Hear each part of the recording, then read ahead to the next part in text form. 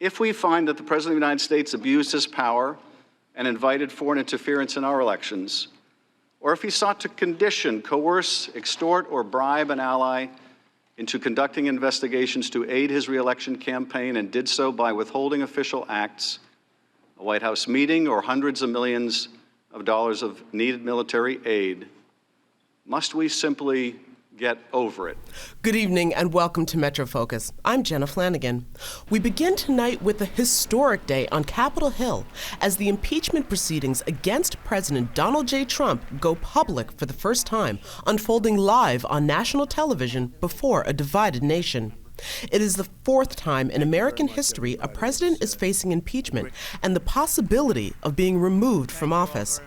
The central question today: did the president abuse his office by pressuring the Ukraine to investigate his political rival ahead of an election?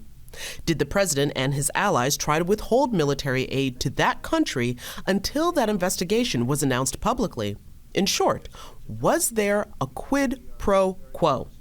At the witness table today, two longtime diplomats, Bill Taylor, the acting ambassador to Ukraine, and George Kent, the Deputy Assistant Secretary of State. Ambassador Sondland told me that President Trump had told him that he wants President Zelensky to state publicly that Ukraine will investigate Burisma and alleged Ukrainian interference in the 2016 election.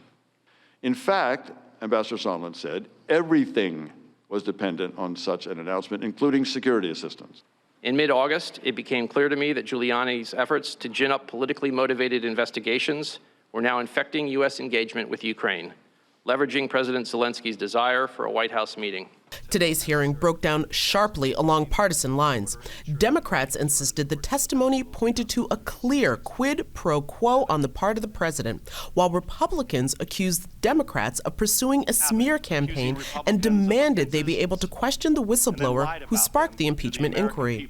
Tomorrow on Metro Focus, we'll examine the facts so far and preview what's to come in Friday's hearing, including the testimony of Marie Yovanovitch, former U.S. ambassador to Ukraine, who told investigators she was warned to watch her back as President Trump undercut and then recalled her.